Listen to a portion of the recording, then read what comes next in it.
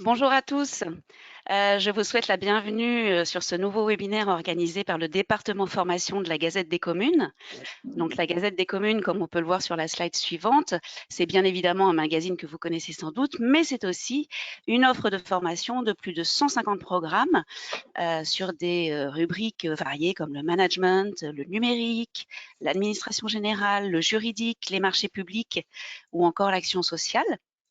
Et nous avons aussi aujourd'hui, depuis 2 ans maintenant, une plateforme qui s'appelle eluacademy.fr et qui est dédiée à la formation des élus locaux. Donc c'est une solution de e-learning, donc formation à distance en ligne à destination des élus dont l'ambition est double, à la fois aider les collectivités à remplir leurs obligations de formation des élus et puis les aider eux-mêmes élus à se former de manière efficace et souple, avec un accès 24 heures sur 24, 7 jours sur 7, donc qui est vraiment adapté au rythme de vie d'un élu, et puis un accès illimité à tous les contenus disponibles. Il y a déjà plus de 40 heures de formation disponibles, et ce, dès la première connexion.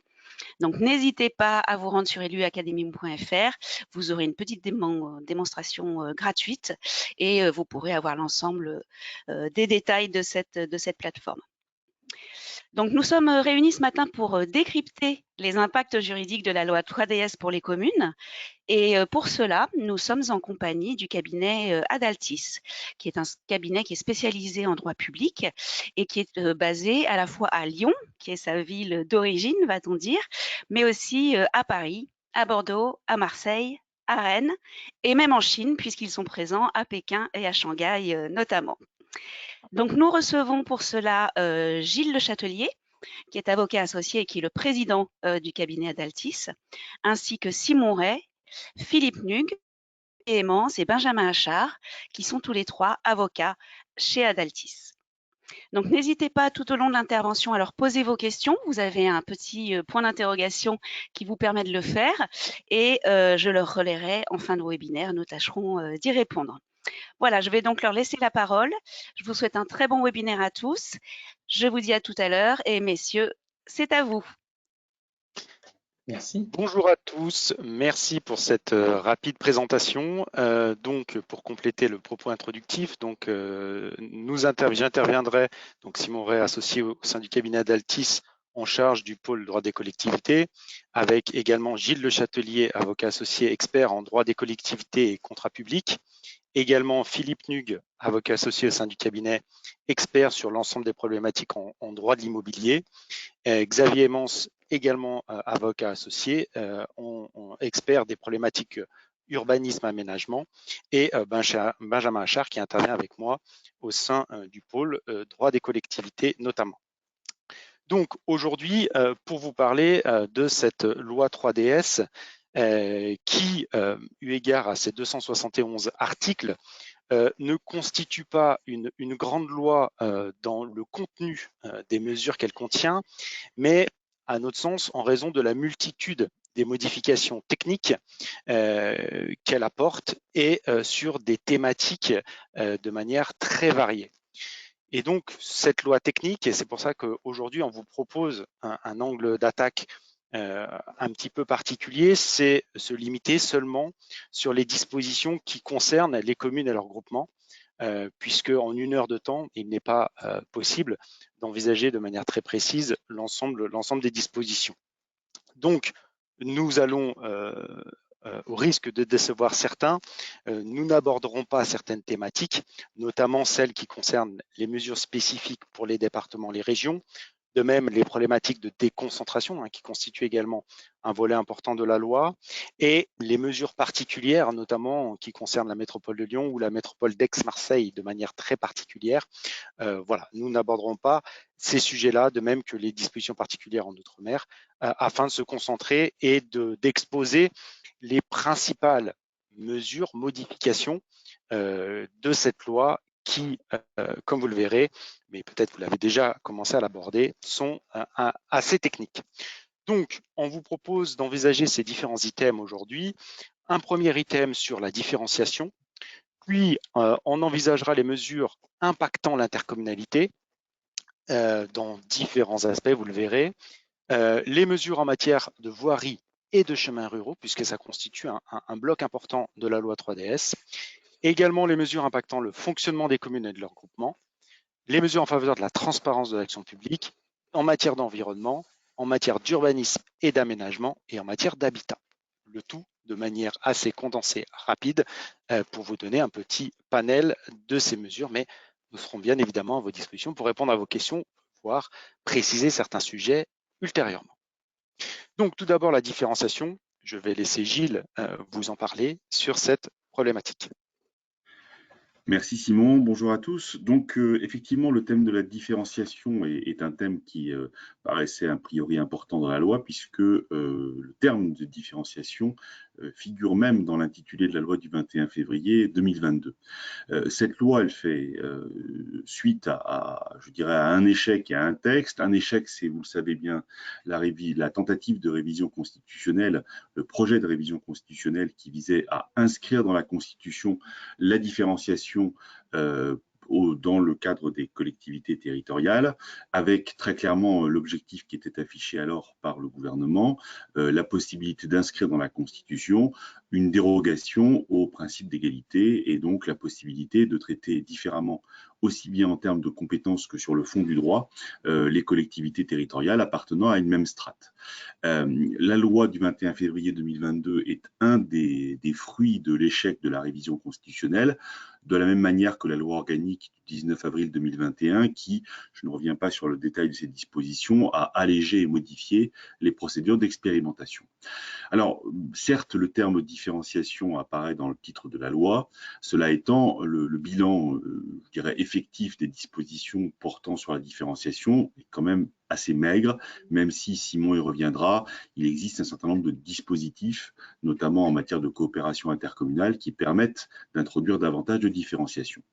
Il y a les principaux apports de la loi sont de trois ordres. Le premier, c'est une reconnaissance générale de la possibilité de différencier entre collectivités de la même strate les compétences attribuées et les modalités d'exercice dans le respect du principe d'égalité, ce que rappelle le nouvel article L1111-3-1 du Code général des collectivités territoriales, mais ce faisant, la loi ne fait que rappeler ce que le Conseil d'État avait déjà indiqué dans son avis du 7 décembre 2017, qui était l'avis rendu par le Conseil d'État sur les premiers projets de révision constitutionnelle du gouvernement, et avis dans lequel le Conseil d'État disait il est toujours possible de déroger sur le champ des compétences attribuées sur les modalités d'exercice au sein d'une même strate de collectivité, dès lors qu'on est en présence de situations différentes ou si c'est pour répondre à un motif d'intérêt général. De ce point de vue-là, la loi ne fait que codifier d'une certaine manière l'avis du Conseil d'État. Deuxième disposition, la reconnaissance d'un statut dérogatoire applicable aux communes insulaires métropolitaines. Alors, la question que pose l'article 3 de la loi, c'est quelle va être effectivement la portée de ces dispositions, parce que, bien évidemment, la reconnaissance de cette situation particulière sera là aussi placée sous le contrôle du juge qui verra si effectivement telle ou telle mesure dérogatoire est justifiée par une différence de situation. Et troisième apport de la loi, c'est la réaffirmation de l'exercice d'un pouvoir réglementaire des collectivités, mais ce pouvoir réglementaire, je vous le rappelle, il avait déjà été reconnu par la Constitution lors de la révision de 2003 à l'article 72. C'est un ajout que fait la loi 3DS à l'article L1111-2 du Code général des collectivités territoriales. Cela étant, là aussi, le pouvoir réglementaire doit s'exercer dans le cadre des compétences reconnues par la loi aux collectivités et les éventuelles dérogations au principe d'égalité que pourrait porter l'exercice du pouvoir réglementaire restent soumis aux mêmes contraintes qui sont celles du principe d'égalité. Donc, pour continuer, maintenant on va envisager plus particulièrement les différentes mesures impactant l'intercommunalité dans la prolongation de cette logique de différenciation. Le premier élément important et intéressant de la loi, c'est relatif aux délégations de compétences. Là-dessus, la loi apporte deux principales dispositions.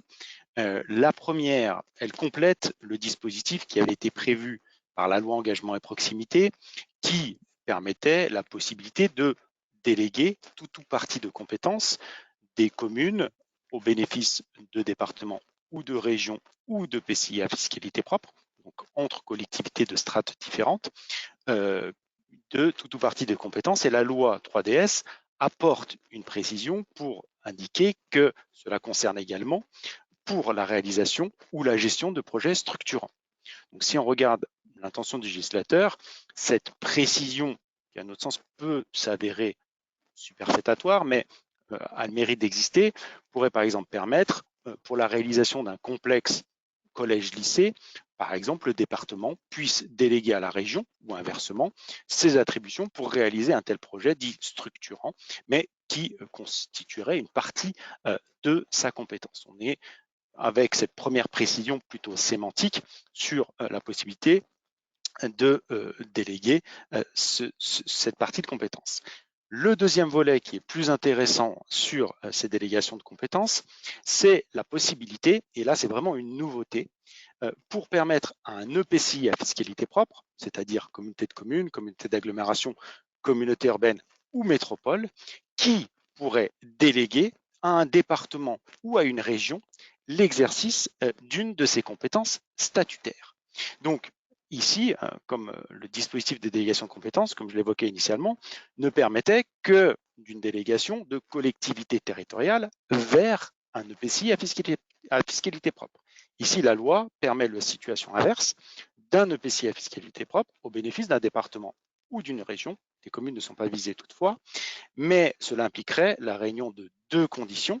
Il faudra tout d'abord que les statuts de l'EPCI prévoient explicitement cette possibilité de délégation. Donc attention, à défaut de dispositions statutaires inscrites dans les statuts, par exemple, de la communauté de communes, il faudra envisager une modification statutaire pour prévoir cette possibilité-là, à notre sens, en application de l'article 5211-1 du CGCT. Et une fois que l'on ait cette habilitation statutaire pour déléguer une telle compétence, il faudra obtenir également l'accord unanime des conseils municipaux des communes membres qui valident cette hypothèse de délégation. Donc, on pourrait par exemple envisager, par exemple, une compétence d'une communauté de communes en matière de réalisation d'un abattoir sur son territoire. Une communauté urbaine qui a cette compétence obligatoire pourrait envisager de déléguer cette compétence-là à un département avec l'accord préalable de ses communes membres et une modification statutaire si jamais cela n'est pas prévu dans ses statuts. Attention, précision, on est dans le cadre de délégation de compétences, donc par principe, c'est le délégant qui doit assumer le coût financier de l'exercice de la compétence déléguée. Donc à prévoir dans le cadre d'une convention de délégation de compétences dont le contenu est précisé par les dispositions réglementaires du CGCT sur les modalités à prévoir dans le cadre de cette délégation de compétences. Deuxième élément, deuxième apport de la loi, c'est en matière de reprise de la compétence promotion du tourisme dans la création d'offices de tourisme.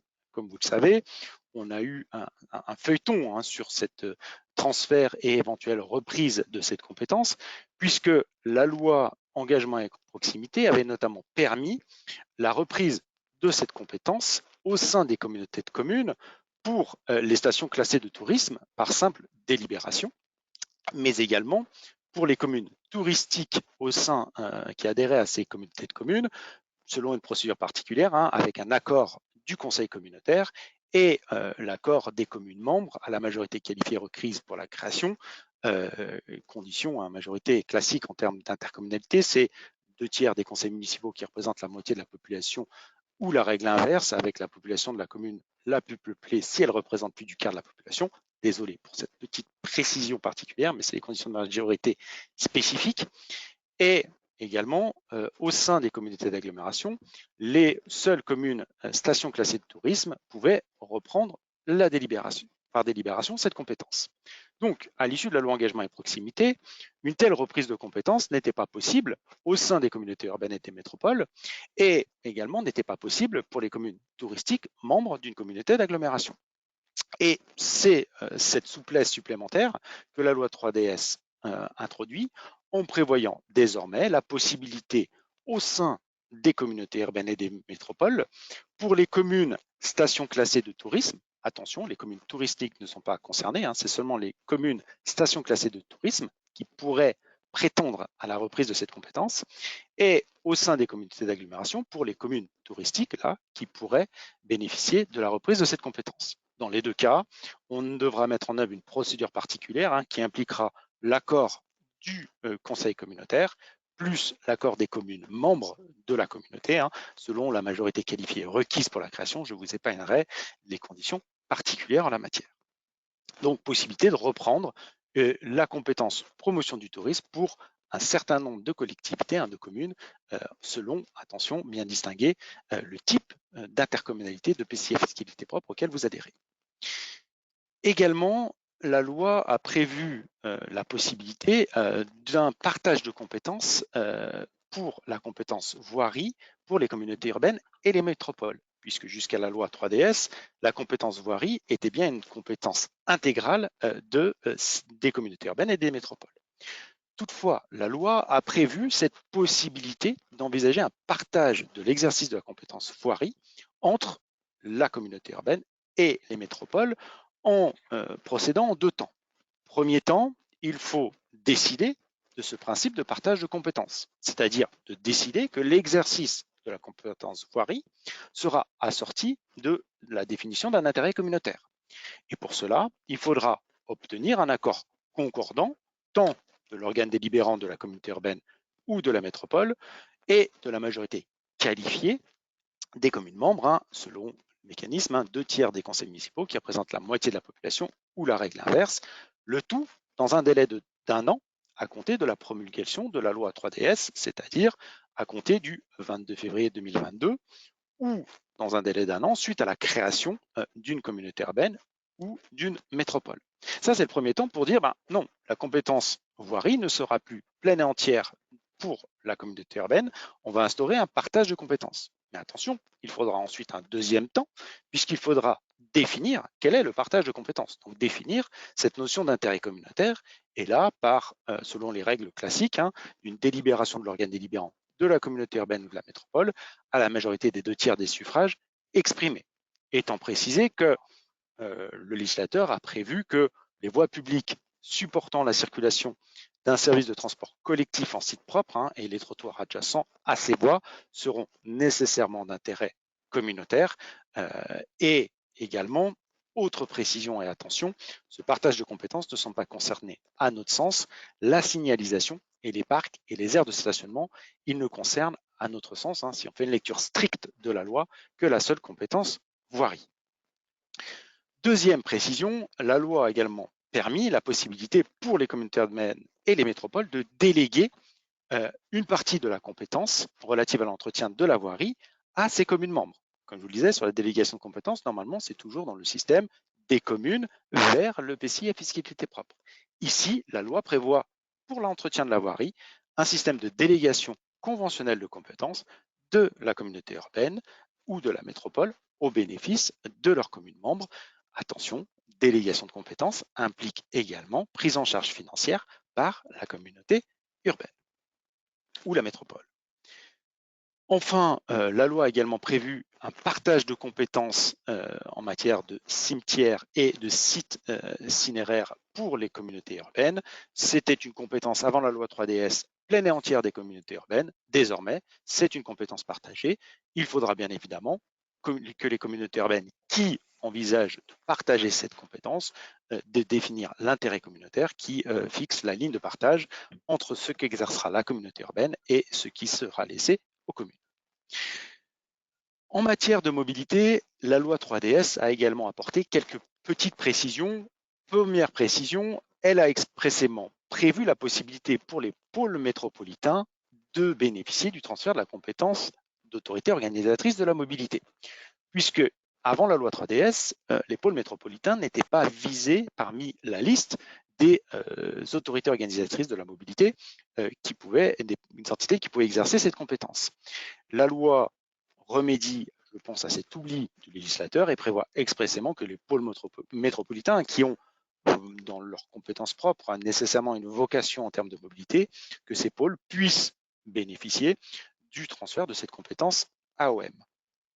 Ce qui permettra, le cas échéant, aux communautés de communes qui n'ont pas pris la compétence AOM avant le 1er juillet dernier, donc qui a conduit la région à devenir AOM sur leur ressort territorial, de pouvoir adhérer à un pôle métropolitain qui exerce cette compétence et donc lui transférer en lieu et place de la région cette compétence.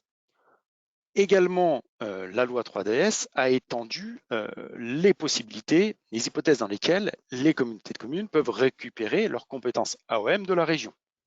Comme je vous l'ai évoqué rapidement, c'est la loi LOM qui avait prévu que les communautés de communes devaient délibérer pour se doter de la compétence AOM avant le 1er juillet 2021. Si elles ne le faisaient pas, c'est la région qui devenait AOM sur leur ressort territorial. Toutefois, la loi avait prévu que les communautés de communes pouvaient récupérer cette compétence AOM dans un délai donné, dès lors qu'elles adhéraient à un syndicat mixte AOM ou si elles fusionnaient avec une communauté de communes. C'était les deux seules possibilités pour récupérer cette compétence AOM de la région. La loi 3DS étend les hypothèses pour permettre de récupérer cette compétence, notamment dans le cas de scission de communautés, procédure qui a été introduite par la loi engagement et proximité, qui permet à un EPCI à fiscalité propre de se scinder en plusieurs EPCI à fiscalité propre.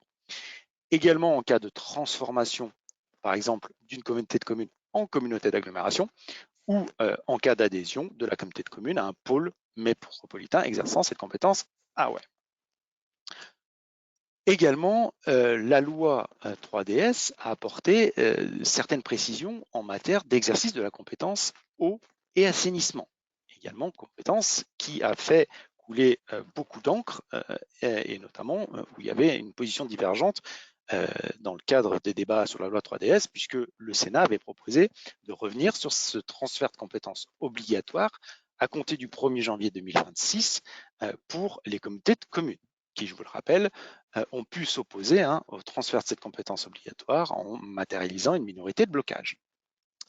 Ici, la loi 3DS ne revient pas sur ce transfert obligatoire de compétences, mais introduit l'obligation de tenir un débat préalablement au transfert de cette compétence obligatoire au 1er janvier 2026 et le cas échéant ultérieurement chaque année lors de la présentation du RPQS, du rapport annuel sur le prix et la qualité du service, entre les communes membres et la communauté de communes, qui organiseront un débat sur la tarification du service public et donc l'éternelle question de l'éventuelle harmonisation de la tarification de l'eau et l'assainissement sur le ressort territorial de la communauté de communes, ou quels sont les différents objectifs de situation qui peuvent justifier les différences tarifaires, une harmonisation tarifaire dans un délai donné. Et ce débat devra également concerner, certes, cette tarification, mais aussi les investissements qui devront être mis en œuvre par la communauté de communes pour l'exercice de cette compétence. Donc, c'est les maires et le président qui devront déterminer les modalités de ce débat qui pourra résulter sur la conclusion d'une convention, qui pourra avoir un triple objectif. Le premier, c'est de préciser les conditions tarifaires de ces services publics en tenant compte, par exemple, du mode de gestion. Bien évidemment, si vous avez une délégation de service public en cours, la question tarifaire sera traitée différemment jusqu'à l'expiration de celle-ci, des caractéristiques du réseau qui pourraient justifier une différence tarifaire également, et du coût de production et de traitement et de distribution. Également, la convention pourra déterminer les objectifs de politique d'investissement, une PPI, à envisager sur le territoire communautaire, et également la possibilité d'envisager des conventions de délégation conventionnelle de compétences de la communauté de communes au bénéfice de certaines communes, puisque je vous le rappelle, la loi engagement et proximité a prévu cette possibilité.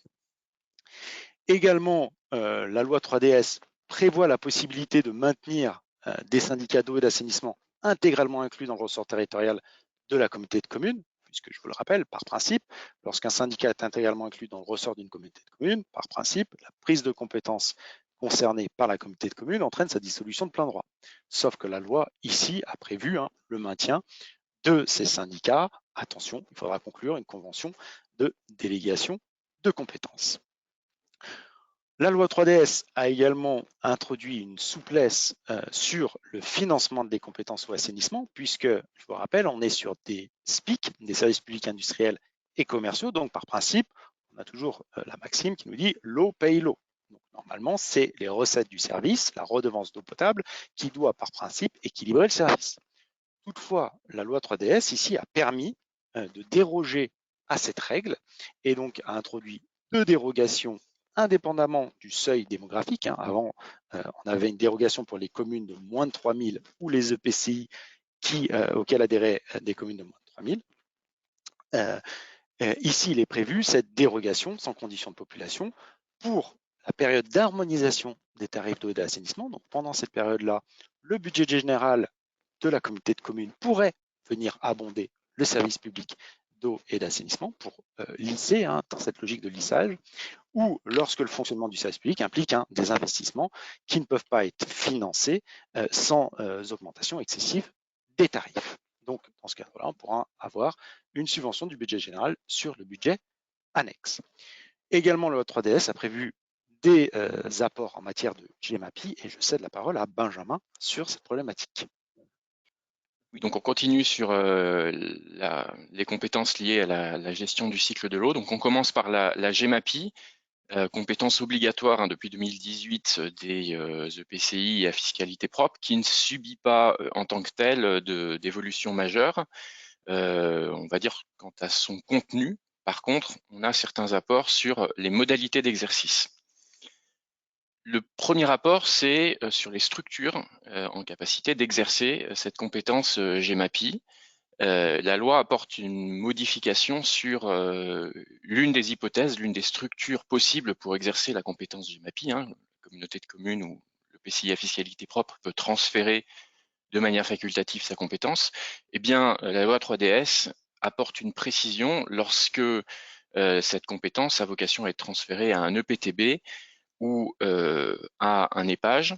Désormais, on pourra créer un syndicat mixte qui exercera à la fois les compétences d'un établissement public de bassin, un EPTB, et d'un établissement public d'aménagement et de gestion des eaux, un EPAGE, alors que jusqu'à présent, on avait besoin d'opérer une scission du syndicat mixte en 2 entités distinctes, l'un des syndicats mixtes faisant office de PTB et l'autre d'EPAGE. Donc désormais, on pourra avoir un syndicat mixte compétent qui exerce les compétences de l'EPTB et de l'EPAGE, et en conséquence un syndicat mixte qui aura cette double qualité sur 2 parties distinctes de son territoire, puisque, comme vous le savez, on n'a pas le temps d'y revenir, les EPAGE et les EPTB n'ont pas les mêmes périmètres d'intervention. Deuxième changement au niveau des modalités d'exercice de la compétence GEMAPI, c'est sur le financement. On le sait, la taxe GEMAPI qui est aujourd'hui qui a été créée par le législateur est fréquemment, on considère qu'elle ne permet pas de financer toutes les actions en matière de GEMAPI, toutes les actions en tout cas qu'il faudrait. Et l'une des voie qui est explorée dans le cadre d'une expérimentation par la loi 3DS, c'est une contribution fiscalisée qui pourrait être créée donc par des établissements publics de bassin, voilà, qui figureront sur une liste fixée par décret et donc qui pourront créer cette contribution fiscalisée, contribution assise sur le produit de la taxe d'habitation, des taxes foncières, de la cotisation foncière des entreprises, la contribution, pardon. Le montant sera déterminé en fonction du montant prévisionnel affecté à la compétence. Alors, j'en profite pour apporter une petite précision, c'est que cette contribution fiscalisée, elle peut être créée à partir du moment où on exerce une compétence en matière de prévention des inondations.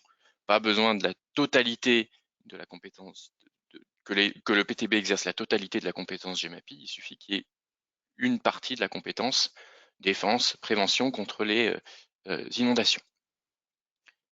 Dans le cadre de cette expérimentation, on aura une transmission de la délibération aux communes et EPCI membres qui pourront s'opposer dans un délai de 40 jours.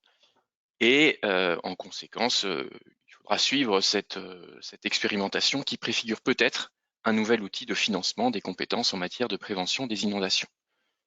Dernière petite précision, le législateur, en tout cas plutôt l'Assemblée nationale et la commission mixte paritaire, n'ont pas retenu l'une des possibilités qui avait été envisagée par le Sénat, d'étendre la taxe GEMAPI à des actions qui relèvent de ce qu'on appelle l'item 4 de l'article L211-7 de l'environnement, qui concerne des actions contre le ruissellement des eaux pluviales et la lutte contre l'érosion des sols. On a des petits blocages parfois, puisque ces actions ne peuvent pas être financées par la taxe GEMAPI. Ça n'évolue pas du fait de la loi 3DS, malgré un amendement du Sénat qui finalement n'a pas été retenu. On continue sur le cycle de l'eau avec la gestion des eaux pluviales urbaines. Deux petits rappels d'abord.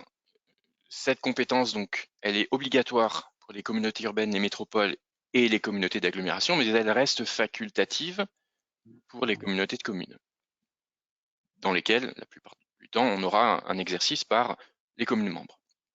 Deuxièmement, ce service public de gestion des eaux pluviales urbaines, il reste limité aux zones urbaines. Et la jurisprudence a récemment précisé comment est-ce qu'on définissait ces zones urbaines. On avait une incertitude juridique qui nous semble tranchée désormais. Donc, ce sont bien les zones U et AU du PLU. Il n'y a pas de différence entre les zones urbaines au sens du CGCT et les zones urbaines au sens du Code de l'urbanisme. On en vient aux apports de la loi 3DS. Là encore, on est sur des dispositions techniques très ciblées.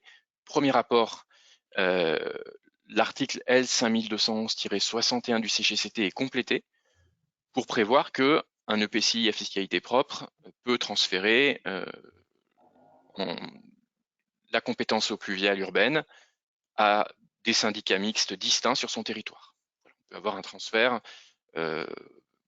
certains parlent de transfert en étoile, c'est-à-dire qu'on a deux syndicats mixtes qui sont compétents sur le territoire d'un même EPCI à fiscalité propre. C'était déjà possible sur l'eau, l'assainissement, sur la GEMAPI.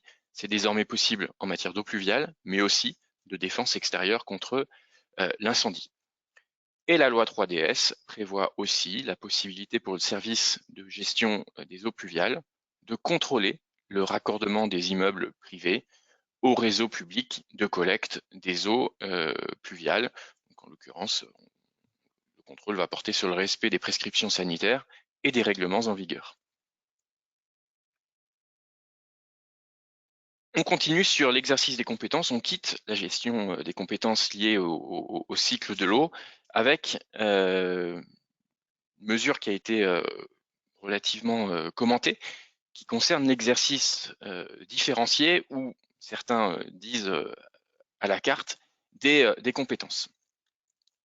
L'idée qui a été introduite par la loi 3DS à l'article L5211-17-2, c'est de permettre que des compétences soient exercées par un EPCI à fiscalité propre sur seulement une partie de son territoire.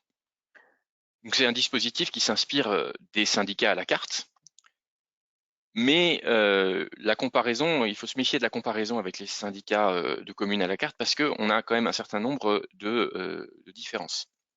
D'abord, même si on est sur un exercice différencié des compétences, sur un exercice à la carte de ces compétences, même si seules certaines communes transfèrent ces compétences à l'EPCI à fiscalité propre, les dispositions renvoient aux modalités habituelles de droit commun de transfert des compétences. Ça veut dire que toutes les communes se prononcent sur cette question, y compris celles qui ne transféreront pas la compétence. Donc il doit y avoir un transfert à la carte qui est décidé par une majorité qualifiée de communes membres. Je vous épargne le détail du calcul de cette majorité qualifiée. Deuxième différence majeure, on n'a pas prévu, à la différence des syndicats à la carte, une composition restreinte du conseil communautaire pour les seules communes qui qui auraient transféré cette compétence. Donc si une compétence facultative est transférée pour uniquement 2 ou 3 communes d'un EPCI à fiscalité propre, la totalité des communes se prononceront sur l'exercice de cette compétence. Là encore, différence avec les syndicats de communes qui s'expliquent sans doute par le fait qu'à la différence des délégués communautaires, les conseillers communautaires, eux, sont élus au suffrage universel, moyennant un dispositif de fléchage, mais cette élection au suffrage universel signifie qu'ils ne sont pas les représentants d'une commune au sein du conseil communautaire, mais potentiellement les représentants de la population de l'EPCI à fiscalité propre. Donc au final, on a plutôt un exercice différencié ou territorialisé de certaines compétences, plutôt qu'un exercice à la carte, qui, si on prend un peu de recul, ressemble à quelque chose qui peut déjà être réalisé via l'intérêt communautaire. Hein. Il suffit que, moyennant la définition de l'intérêt communautaire, ne porte que sur certaines attributions sur le territoire de certaines communes membres, et on arrive au même résultat. Voilà, moyennant des différences dans les conditions dans lesquelles on délibère sur cette question, dans lesquelles on transfère, mais on arrive globalement au même résultat. Petit apport aussi en matière d'intercommunalité sur les centres intercommunaux d'action sociale. Je vais essayer d'être rapide sur cette thématique qui est assez ciblée. Sur donc les centres intercommunaux d'action sociale, deux apports. Le premier, c'est que désormais le centre intercommunal d'action sociale peut être créé, que le CIAS soit compétent en matière, enfin que l'EPCI à fiscalité propre soit compétent en matière d'action sociale d'intérêt communautaire ou tout simplement en matière d'action sociale. In fine, si on a un transfert de compétences facultatif sur une partie de l'action sociale, il sera possible de créer un CIAS. Deuxièmement, le CIAS ne se voit plus transférer systématiquement la totalité des actions d'intérêt communautaire, mais peut se voir transférer seulement une partie de l'action sociale d'intérêt communautaire, les autres attributions demeurant au niveau des communes ou de leur CCAS. Dernier rapport de la loi 3DS en matière d'intercommunalité, c'est sur les pouvoirs de police. Première chose, on a une précision, enfin des précisions plus qu'un réaménagement des conditions de renonciation du président de l'EPCI à fiscalité propre au transfert de ses pouvoirs de police spéciale. Il y avait certaines difficultés d'interprétation sur les délais notamment. Désormais, les choses sont précisées. L'opposition au transfert des pouvoirs de police, elle est possible pendant un délai de 6 mois, suivant son élection. Et la renonciation du président, elle est possible à partir du moment où un maire a exprimé son opposition et jusqu'à l'expiration d'un délai de 7 mois. Voilà, les choses sont un petit peu clarifiées, précisées, pour dissiper un certain nombre d'incertitudes et de zones grises d'interprétation qui pouvaient exister. Deuxième apport, toujours sur les pouvoirs de police, la loi 3DS, l'article 179, permet un transfert au président de l'EPCI sur la base du volontariat, donc on n'est pas sur les dispositifs de transfert automatique avec opposition des maires et renonciation, mais bien sur un transfert à l'unanimité des maires et du président de l'EPCI, avec un arrêté préfectoral qui constate le transfert, sauf dans les communautés urbaines où on aura une majorité qualifiée. Et ce transfert, il concerne l'accès et la circulation au sein des espaces naturels protégés. C'est un pouvoir de police qui a été créé par la loi climat et résilience, qui était jusqu'à présent exercé par les maires et qui pourra désormais être transféré, je le répète, sur la base du volontariat, au niveau du président de l'EPCI à fiscalité propre. Voilà. Donc maintenant, en matière de voirie, Philippe. Merci. Donc pour ce qui est des mesures en matière de voirie, on va faire deux grandes catégories. Il y a un mécanisme de transfert et un mécanisme de mise à disposition qui sont prévus. l'article 38 prévoit le transfert sur demande des collectivités de routes nationales non concédées. Donc on va parler hors réseau autoroutier pour faire simple. Sur leur demande, des collectivités locales peuvent se voir transférer la voirie. Donc c'est un transfert en pleine propriété avec tous les attributs en termes de compétences et de responsabilités qui vont avec.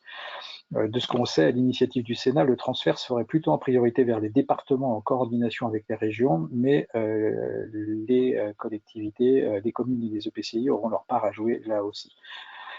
En parallèle de ce dispositif de transfert, on a un dispositif expérimental de mise à disposition.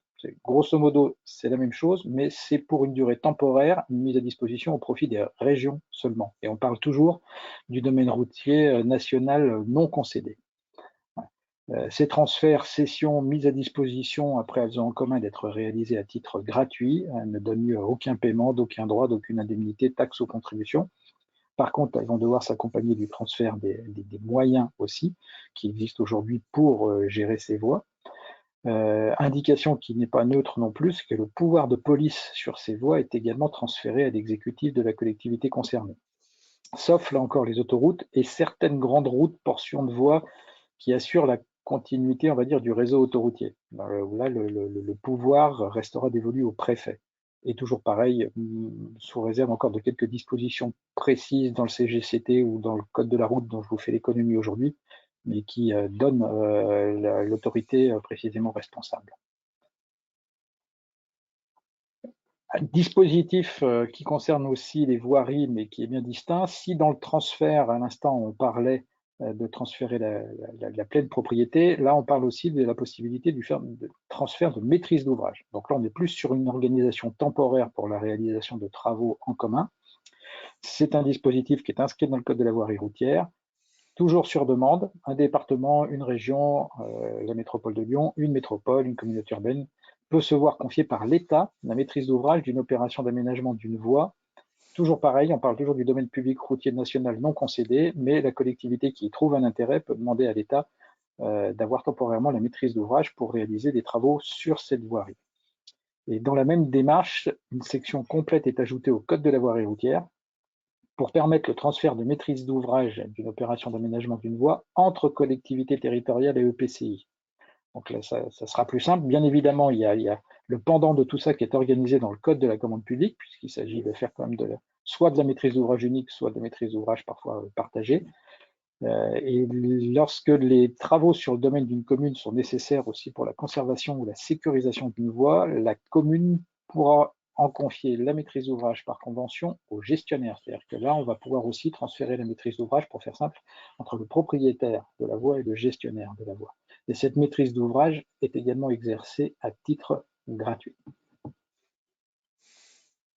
Toujours sur les mesures en matière de voirie, une qui est particulièrement sensible pour l'opinion publique, c'est celle de l'exercice des fameux pouvoirs de police et donc du contrôle radar.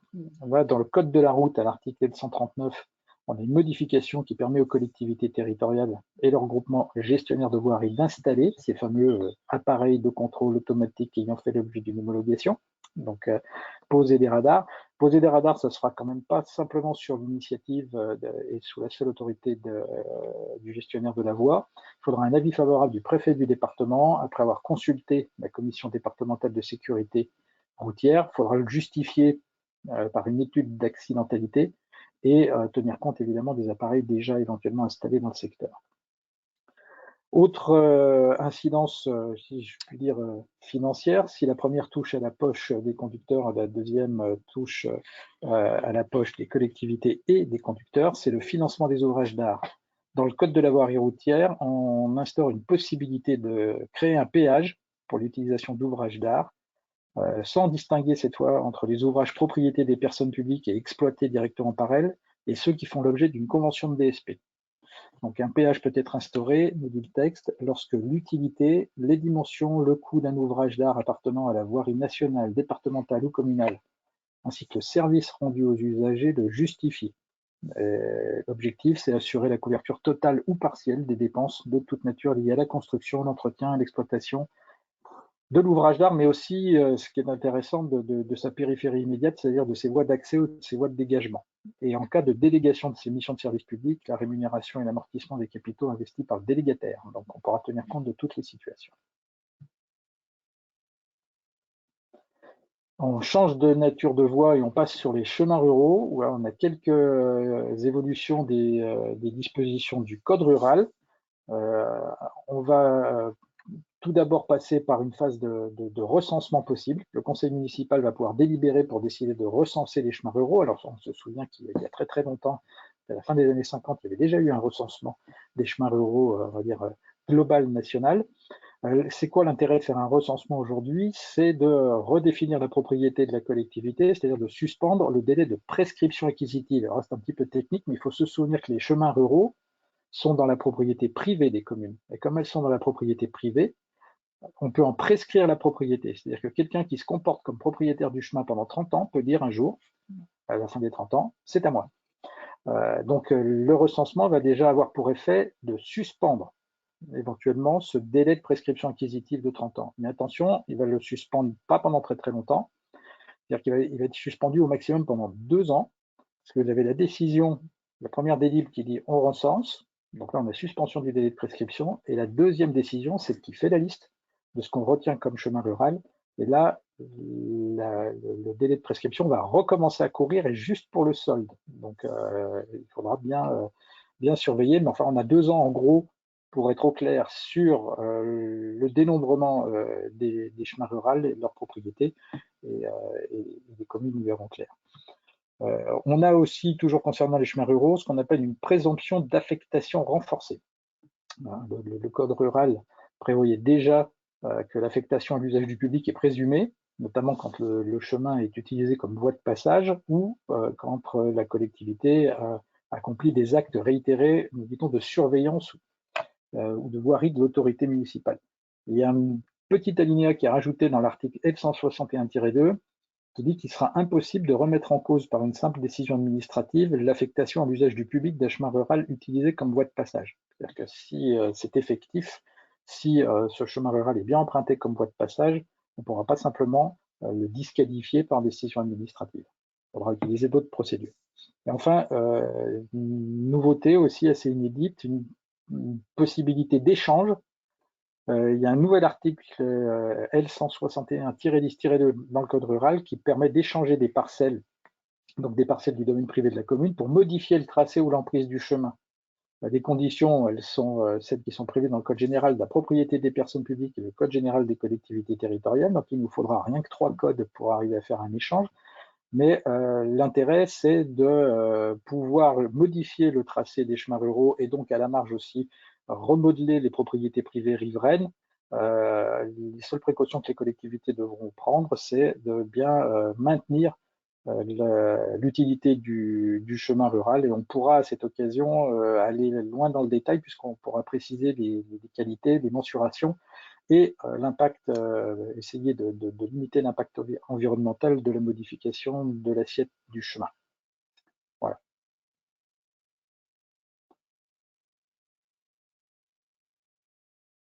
Pardon, on est toujours sur les chemins ruraux. Contribution proportionnée des usagers responsables de dégradation. Donc on connaissait déjà le principe, mais la rédaction du code rural est modernisée là-dessus pour pouvoir faire payer les auteurs de dégradation. On avait une formulation qui disait les personnes physiques ou morales responsables. Non, pardon, c'est la formulation aujourd'hui, c'est les personnes physiques ou morales responsables des dégradations qui remplacent les propriétaires ou entrepreneurs, qui était un petit peu daté.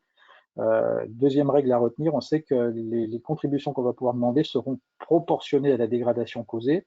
Donc, il ne s'agit pas de refaire le chemin à neuf au motif qu'il y a eu une dégradation subie, mais bien d'apprécier en quelle mesure cette dégradation doit être réparée et comment. Au niveau des associations, loi de 1901, toujours sur la thématique des chemins ruraux, on ajoute aux associations syndicales autorisées, les fameuses ASA, des associations libres, des ASL, et qui sont désormais susceptibles de se voir confier par convention la restauration ou l'entretien d'un chemin rural. Là, il faudra être précis sur la convention parce qu'on n'aura pas la même capacité que dans les ASA. Dans les ASA, pour faire simple, on a un périmètre. Quand on est propriétaire dans le périmètre, on est obligé d'être membre de l'ASA et les frais supportés par l'ASA deviennent des charges obligatoires. Dans la SL, puisqu'il par définition, il est marqué association syndicale libre. Il va falloir obtenir l'adhésion déjà des propriétaires pour constituer cette ASL, définir son périmètre. Il faudra être très précis dans la convention sur les modalités de répartition et de calcul des charges. Pour les itinéraires de randonnée aussi, il y a un petit ajout au code de l'environnement qui est complété et qui vient préciser les modalités qui permettent d'assurer la continuité des itinéraires de randonnée en cas d'échange ou de suppression de chemin rural. Concrètement, l'article qui ne visait que les ventes jusqu'ici, les aliénations, vise désormais tout acte emportant la disparition d'un chemin rural, mais a priori, un échange de parcelles ne devrait pas entraîner la disparition d'un chemin rural. Donc ensuite, merci Philippe pour ces éléments. Sur les mesures impactant le fonctionnement des communes et de leur groupement, on va essayer d'accélérer pour essayer de tenir le timing, puisqu'on est déjà un peu à la bourre. Donc, premier élément, un élément intéressant, important, hein, je pense que le législateur a tiré les conséquences du Covid et des règles particulières dans le cadre du fonctionnement des différentes assemblées, puisque la loi 3DS permet et prévoit désormais pour les départements, les régions, les établissements publics de coopération intercommunale qui incluent les syndicats intercommunaux et les syndicats mixtes, notamment les syndicats mixtes fermés, mais aussi à notre sens les syndicats mixtes ouverts dès lors que les statuts prévoient ce dispositif, la possibilité de tenir les séances de l'organe délibérant par visioconférence. Attention, les communes sont exclues de ce dispositif. Donc dès lors que les règles particulières de Covid ne s'appliqueront plus à compter du 1er août prochain, le conseil municipal ne pourra plus se tenir par visioconférence. C'est seulement les séances, par exemple, du conseil communautaire auxquelles vous participerez d'une communauté de communes, d'une communauté d'agglomération, voire d'un syndicat intercommunal, de syndicats mixtes. Ici, rapidement, le texte précise les modalités de la tenue de la séance par visioconférence et la loi 3DS assouplit grandement le dispositif parce que la loi engagement et proximité avait déjà prévu un mécanisme de visioconférence pour les EPCI à fiscalité propre, mais avec un système assez contraignant où l'on ne pouvait faire de la visioconférence que dans des salles précisément identifiées, etc., avec un mécanisme assez contraignant. Ici, la loi 3DS, le législateur s'est rendu compte que on pouvait faire confiance aux collectivités territoriales, que dans le cadre des règles particulières du Covid, les choses fonctionnaient plutôt bien.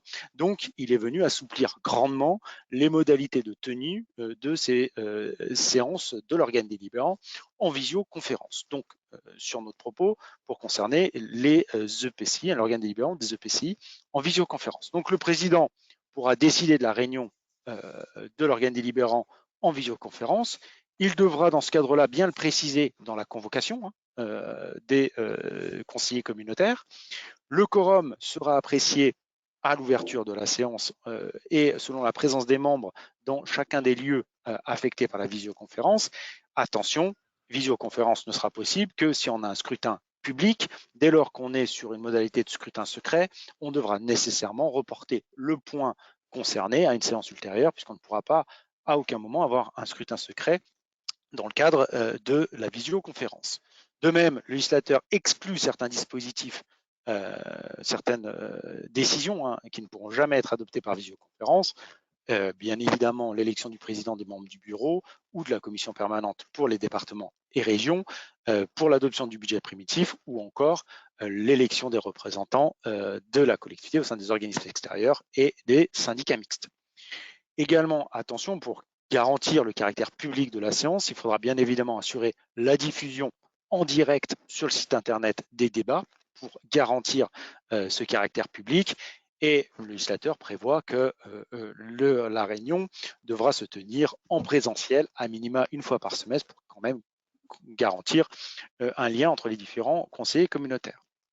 Attention, outre ces règles particulières, ici le législateur accorde aux collectivités concernées une grande liberté puisque les modalités pratiques de ces séances en visioconférence pourront être précisées dans le cadre du règlement intérieur des collectivités. Donc il faudra venir l'adopter. Donc le règlement intérieur, par exemple d'une communauté de communes, d'une communauté d'agglomération, d'une communauté urbaine, devra venir compléter ce dispositif pour préciser les modalités concrètes de comment se tiendra la visioconférence, l'identification des conseillers communautaires, etc. Je n'ai pas le temps de rentrer dans le détail, mais il y a un certain nombre de mesures précises à adopter dans ce cadre-là. Et là-dessus, élément précision, à notre sens, on pourra maintenir la possibilité pour les élus communautaires de participer à la séance par visioconférence de chez eux et pas nécessairement au sein d'une salle identifiée comme telle, comme cela avait été prévu par la loi engagement et proximité. À notre sens, et attention sous réserve de la position du juge, mais à notre sens, cela devrait pouvoir être permis.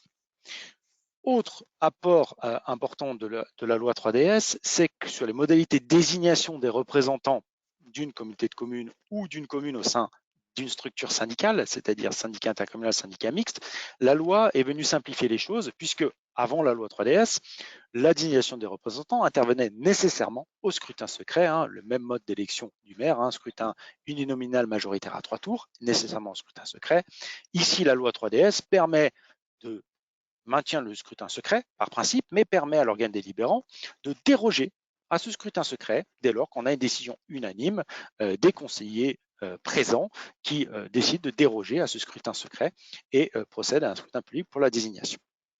Également, petite précision, je passe très rapidement sur la loi 3DS qui permet d'assouplir les conditions. Vous savez, dès lors qu'une collectivité est maître d'ouvrage d'une opération d'investissement, elle doit assurer à minima 20% du coût d'investissement. Et donc, pour les structures syndicales, la loi précise que cette limitation doit être prise en compte. On peut prendre en compte les contributions et concours financiers des membres au budget du groupement et des contributions exceptionnelles pour le calcul de ces 20%. Mais là, on est vraiment sur du dispositif technique. Je passe rapidement. Et puis, sur le fonctionnement, on a une multitude, c'est là où on voit bien la loi 3DS, qui est une loi technique qui apporte des précisions sur une multitude de dispositifs. Premier élément, on a une extension, vous savez, du champ des délégations de compétences, de pouvoirs qui peuvent être consentis par le conseil municipal au maire, puisque la loi maintenant prévoit qu'on peut prévoir que le conseil municipal peut déléguer au maire la possibilité d'admettre en non-valeur les créances irrécouvrables les plus modestes que lui présente le comptable public. Également, le maire pourra bénéficier d'une délégation pour autoriser les mandats spéciaux, vous savez, qui permettent le remboursement de frais de déplacement et de séjour des élus, mais attention, dans le cadre de missions très particulières en lien avec leur mandat, et également une possibilité pour conclure des conventions pour la réalisation des diagnostics en matière d'archéologie préventive. Donc, on a ces possibilités supplémentaires. Également, la loi renforce la représentation des non-élus au sein de la CCSPL, la Commission consultative des services publics locaux, puisqu'initialement, c'était le seul représentant d'associations qui pouvait participer à celle-ci. Désormais, on étend à l'ensemble des représentants des usagers et habitants intéressés à la vie des services publics locaux qui pourront y participer.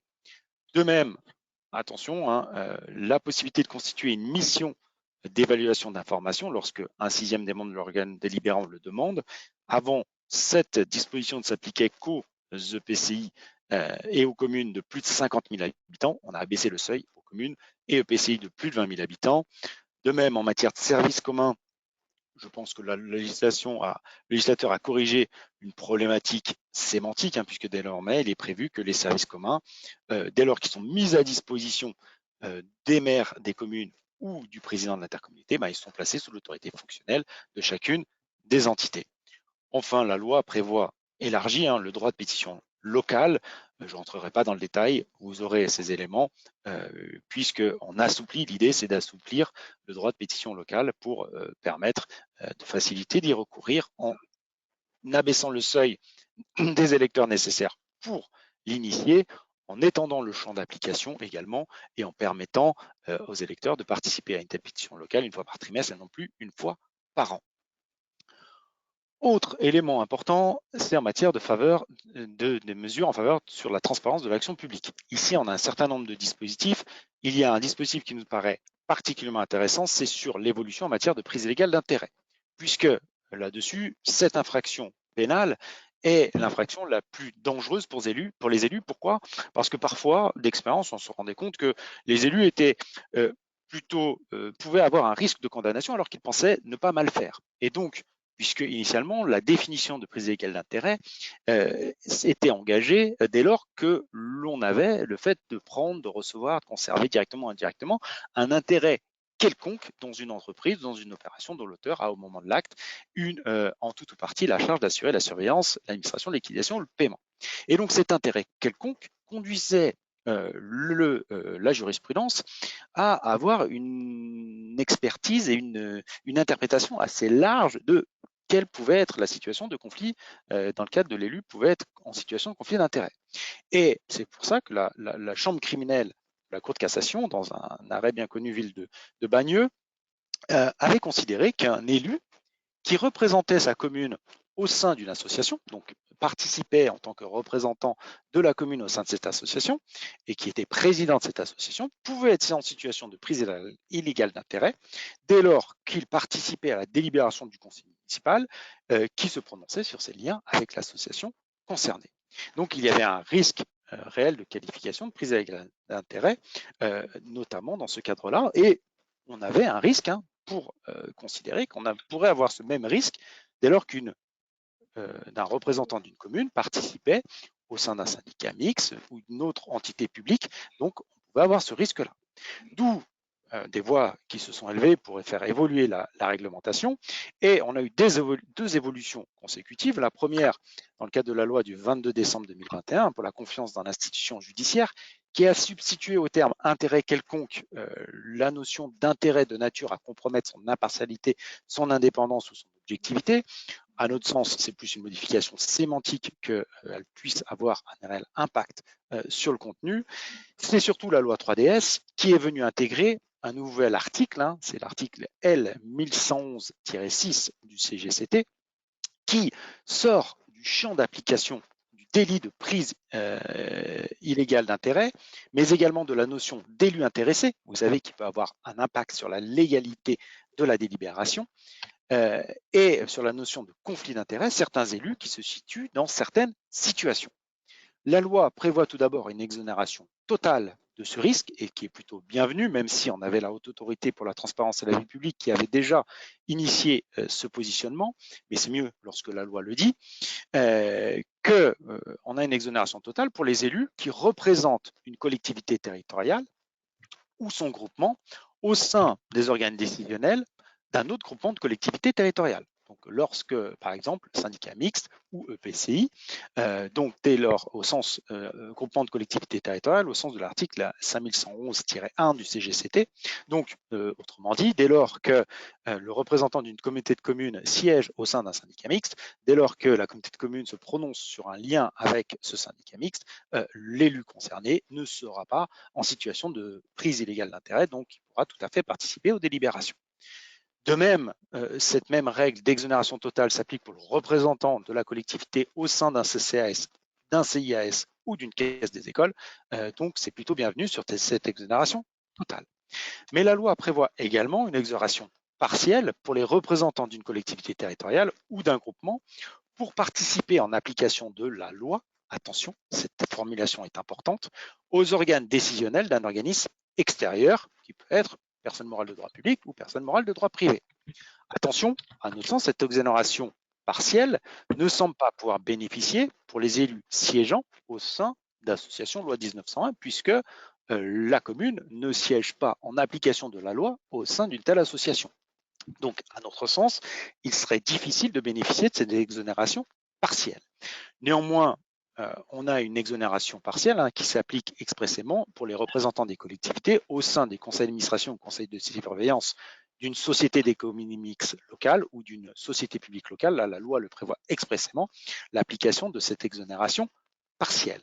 Et donc, pourquoi je parle d'exonération partielle? Parce que le principe, c'est que l'élu peut participer aux délibérations qui concernent les liens entre la collectivité concernée et cet organisme extérieur, sauf pour certaines décisions qui sont expressément visées par la loi, c'est-à-dire que dès lors que la commune se prononce sur l'attribution d'un contrat de la commande publique, par exemple à la SPL, au sein de laquelle l'élu est administrateur, il ne devra pas participer à la délibération qui octroie ce contrat de la commande publique. De même, si on a une subvention, une aide, une garantie d'emprunt à accorder, de même, l'élu ne devra pas y participer.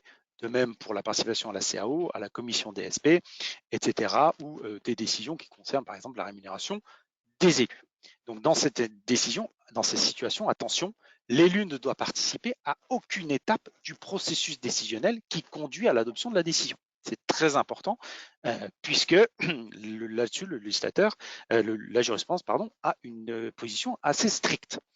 De même, attention, dans ces situations, on ne peut pas prendre en compte les élus dans le calcul du quorum pour adopter la décision.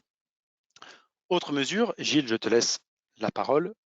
Oui, alors deux autres compléments sur les éléments en faveur de la transparence. D'abord, la mise en place d'un référent déontologue pour les élus locaux, pour apporter tout conseil utile pour respecter les principes prévus par la charte de l'élu local. Là, on va attendre un décret d'application pour préciser les modalités de désignation du référent. C'est un point important.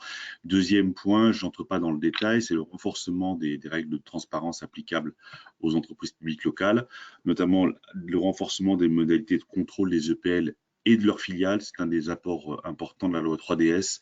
Un certain nombre notamment d'actes de contrôle, je pense notamment à un référé de la Cour des comptes, avait souligné le défaut de contrôle de l'activité des filiales des EPL. La loi 3DS y répond par un certain nombre de dispositions. Je ne les détaille pas, on y fait référence dans le support. Ainsi, par exemple, on crée un statut des élus locaux exerçant des fonctions de représentation des EPL dans lesquelles ils représentent les collectivités au sein des dites filiales. Et dernier point important, c'est la mise en place d'une obligation de formation pour les élus membres de conseils d'administration ou de conseils de surveillance d'EPL dans l'année suivant leur prise de fonction en qualité d'administrateur ou de membre du conseil de surveillance. C'est l'article 226 de la loi. Enfin, une mesure en matière d'environnement, Benjamin, sur l'alignement des arbres, rapidement. Oui, donc on est sur un réaménagement d'un dispositif qui était issu de la loi biodiversité et qui avait suscité un certain nombre de questionnements, d'interprétations, et qui concerne la protection des alignements d'arbres. En l'occurrence, cet article, le L 350-3 du Code de l'environnement, interdit la destruction des alignements d'arbres le long des voies de communication ouvertes à la circulation publique. Voilà, interdit sauf dérogation. Donc, premier rapport de la loi 3DS, il précise et il restreint le champ d'application de cette loi donc aux voies ouvertes à la circulation publique. Avant, on était sur les voies de communication, ce qui pouvait inclure certaines voies privées. La jurisprudence judiciaire l'avait notamment jugé. Deuxième élément important sur les alignements d'arbres, la loi 3DS identifie précisément l'autorité administrative compétente pour accorder des dérogations. Personne n'était visé auparavant.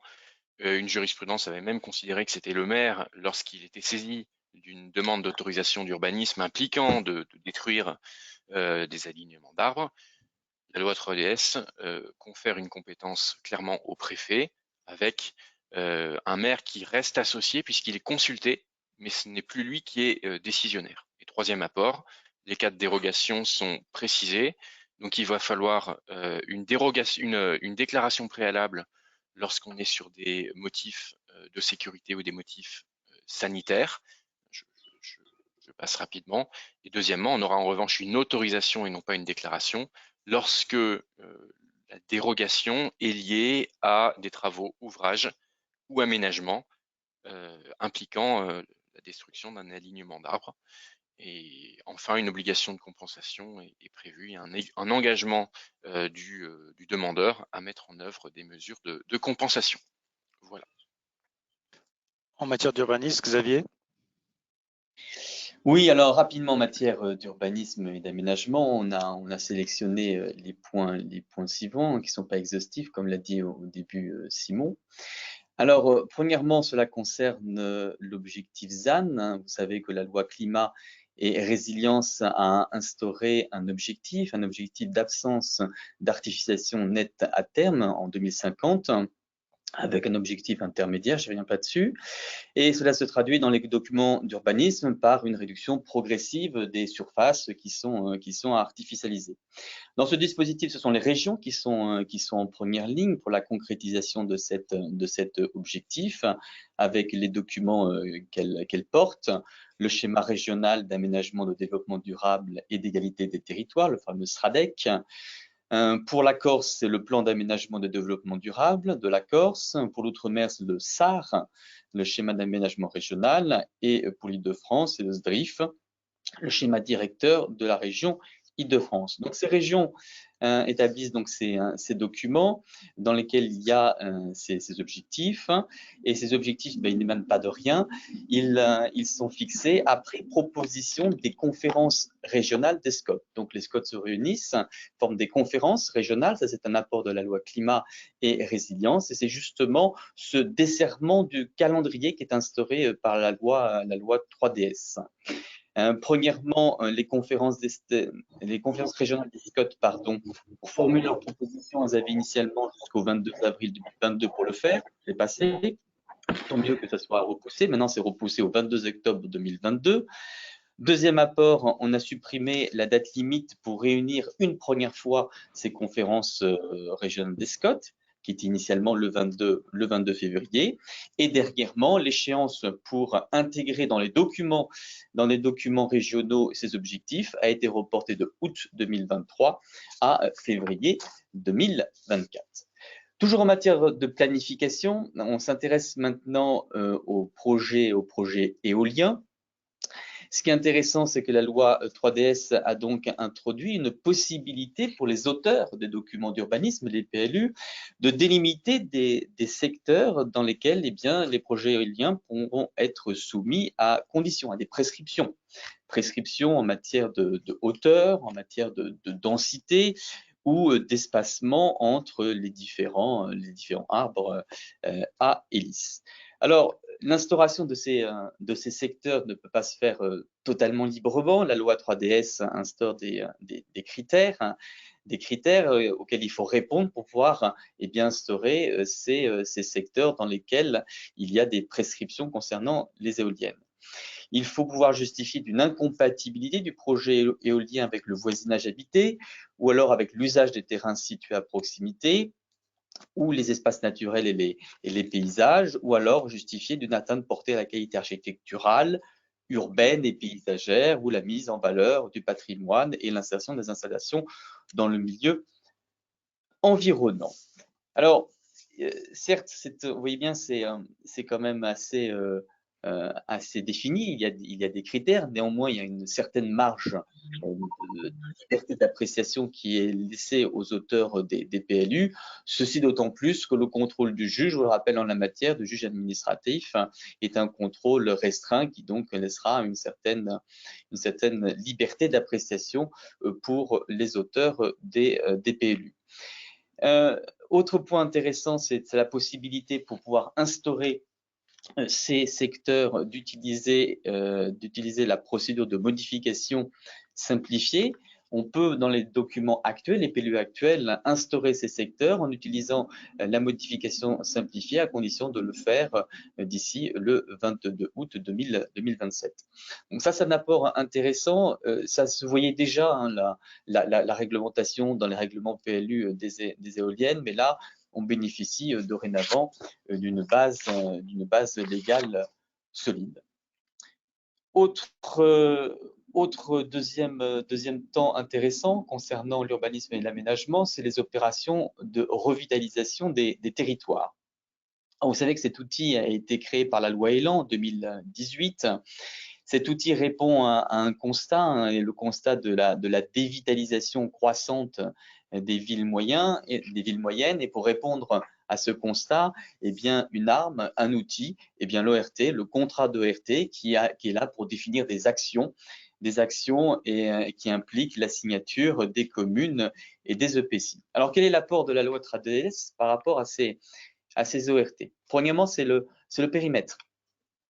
Auparavant, il était impérativement obligatoire que la ville principale soit co-contractante, entre guillemets, de ces contrats d'ORT. Il y a une dérogation qui est introduite par la loi 3DS et qui donc permet de ne pas inclure forcément la ville principale à condition que deux conditions cumulatives soient réunies.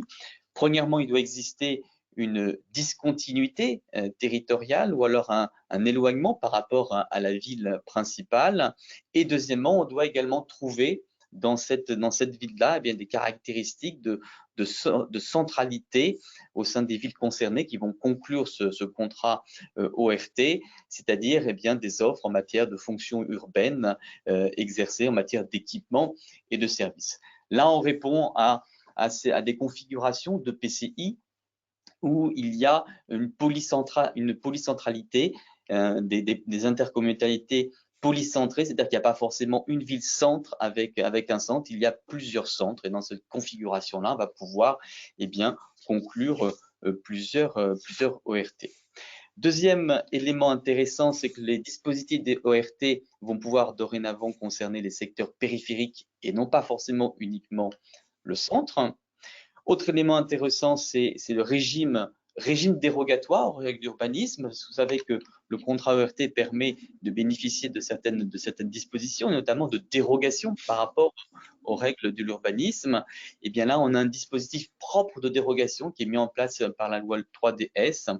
On ne se réfère plus au régime commun qui était prévu par l'article 152-6 du Code de l'urbanisme. Dernier élément concernant ces ORT, il s'agit d'un nouveau contrat d'aménagement qui permet de confier à un opérateur, qu'il soit privé ou public, eh bien, un programme d'action qui va porter sur l'aménagement des espaces et des équipements publics de proximité, la modernisation ou la création d'activités et la création ou l'extension, la transformation et la reconversion de surfaces commerciales ou artisanales. Donc, il s'agit d'un outil qui prend les mêmes dispositifs, le même régime juridique que les concessions d'aménagement, mais qui est spécifique aux ERT. Et l'opérateur en question qui bénéficie de ces concessions d'aménagement, on pourra utiliser un outil assez intéressant qui est celui de la préemption urbaine sur les fonds de commerce. Troisième temps et dernier temps concernant les mesures en matière d'urbanisme et d'aménagement qui sont consacrées au recyclage urbain. Il s'agit de deux items qui nous paraissaient intéressants de développer ici très rapidement.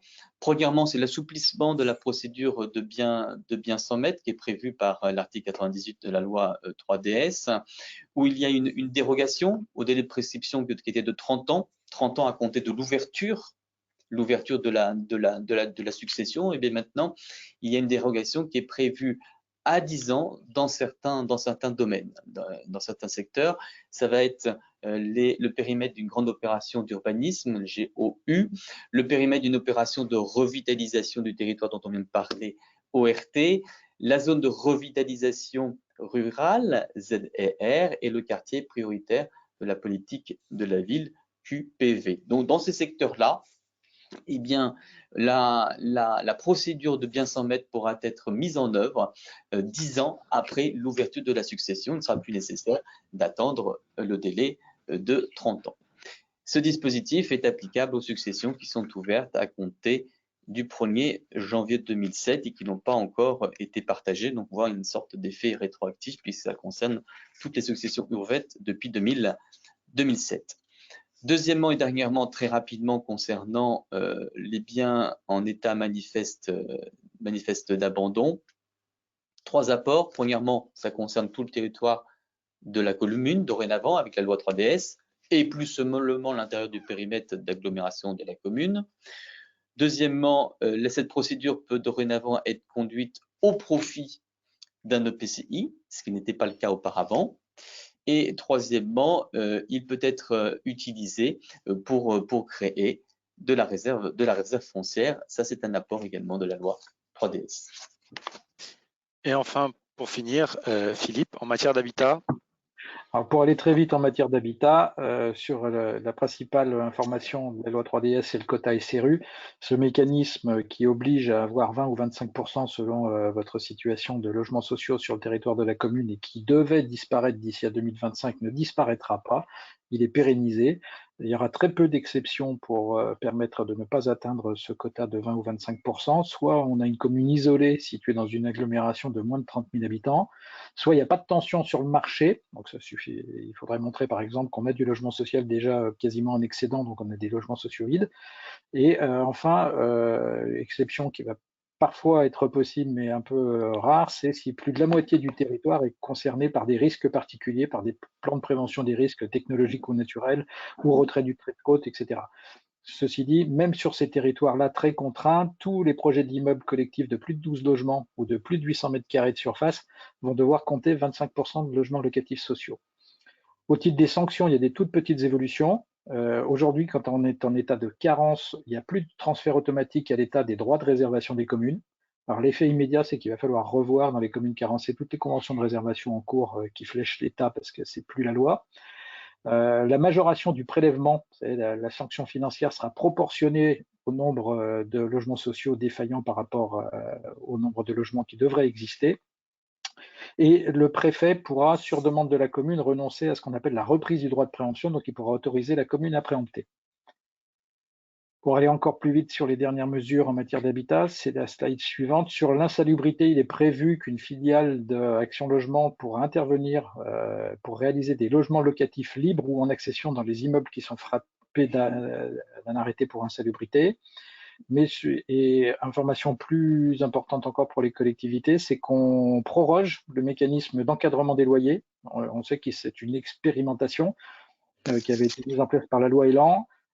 C'est prorogé jusqu'au 23 novembre 2026 et si on veut postuler l'encadrement des loyers, il faut remettre un dossier de candidature avant le 23 novembre 2022. Voilà.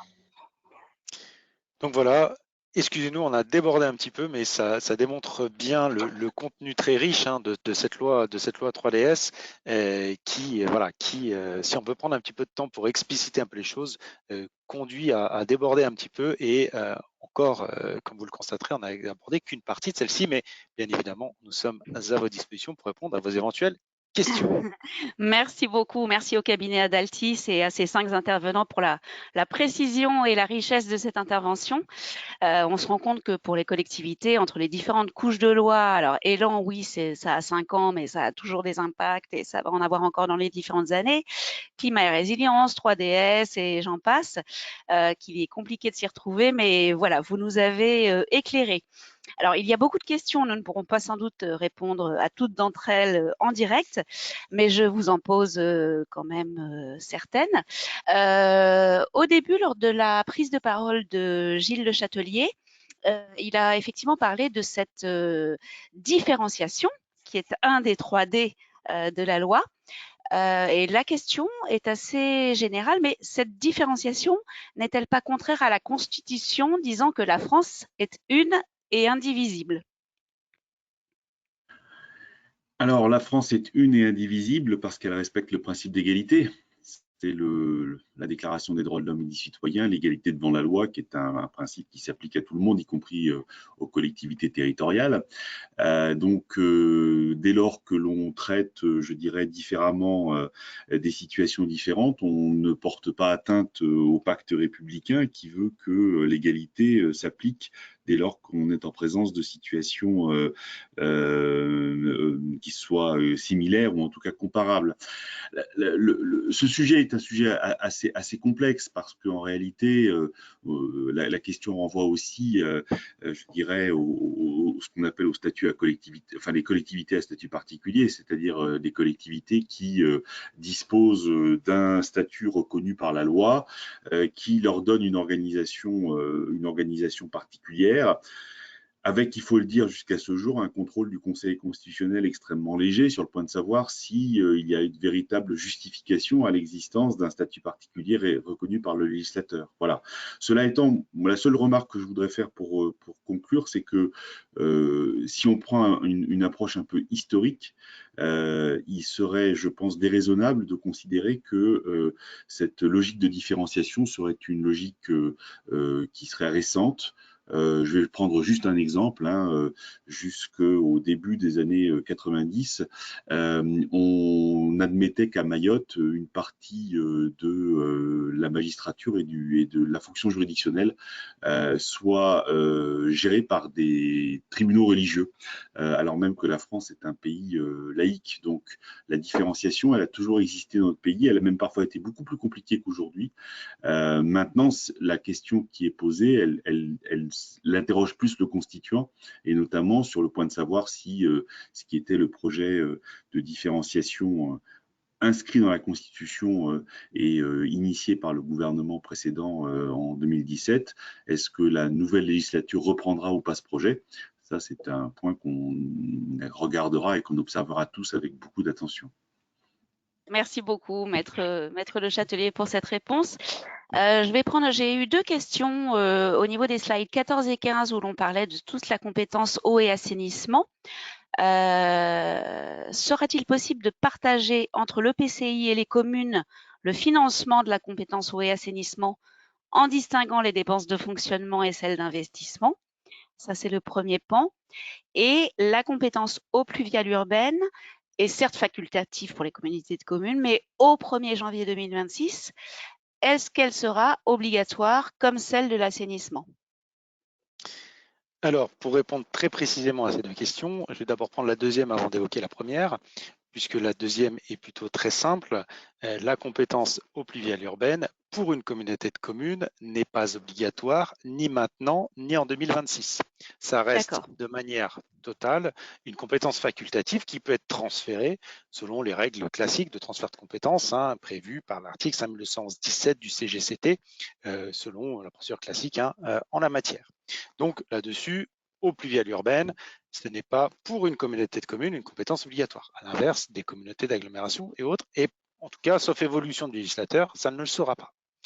Sur la question de la possibilité de partager le financement de la compétence eau et assainissement entre la communauté de communes et une commune membre, la problématique est qu'a priori, à mon sens, la réponse doit être considérée comme négative sous certains tempéraments. Je m'explique. Puisque la compétence au assainissement est une compétence obligatoire, elle sera obligatoirement transférée à la communauté de communes. Donc c'est une compétence obligatoire, principe d'exclusivité du transfert de compétences, les communes ne peuvent plus intervenir. Toutefois, le législateur a permis, vous savez, le mécanisme de la délégation conventionnelle de compétences.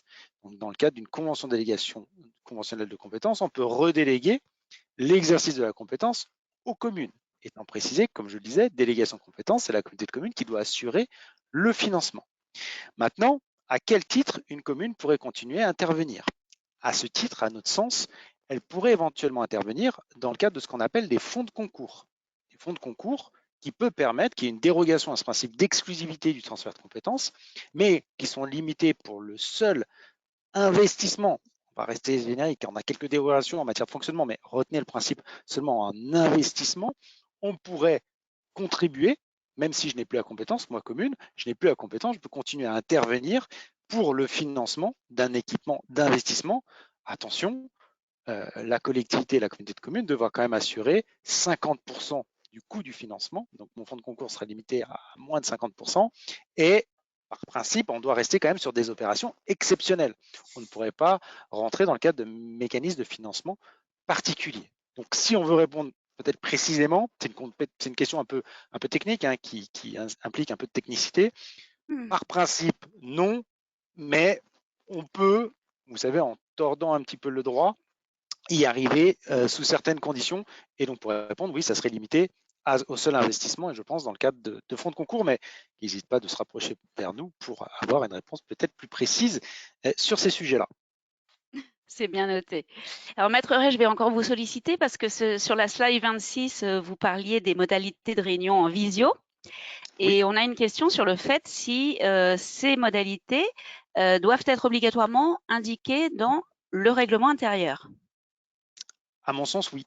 À mon sens, oui, il faut l'anticiper, il faut prévoir, puisque le texte, la loi, prévoit certaines dispositions particulières et renvoie au règlement intérieur le soin de venir compléter et préciser ces dispositions-là. Et je pense que en pratique, ce sera difficile de fonctionner sans avoir ces précisions dans le cadre du règlement intérieur. Donc, en tout cas, mon conseil, c'est nécessairement de modifier le règlement intérieur, donc l'anticiper, pour prévoir la tenue de ces règles en visioconférence à compter du 1er août 2022, qu'on n'aura plus ces règles particulières de Covid. Et là-dessus, c'est un des principaux apports de la loi 3DS qui, j'insiste là-dessus, remet en cause le dispositif de la loi engagement et proximité qui, à mon sens, était un dispositif très contraignant et pas forcément très pertinent dans sa mise en œuvre, puisqu'on s'est bien rendu compte dans le cadre des règles du Covid que les choses fonctionnaient de manière un peu libre et de manière un peu facile.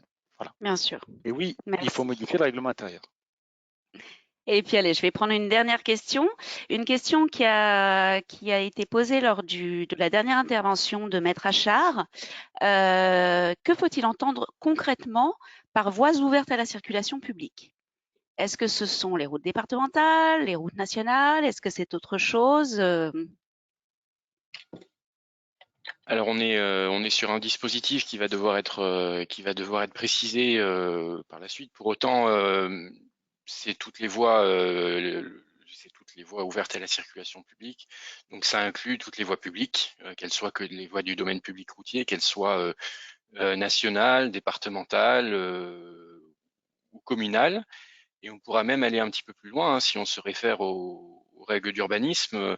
Une voie ouverte à la circulation publique d'un lotissement, encore une fois sous réserve de l'appréciation du juge, mais devrait pouvoir être concernée par cette disposition. Voilà.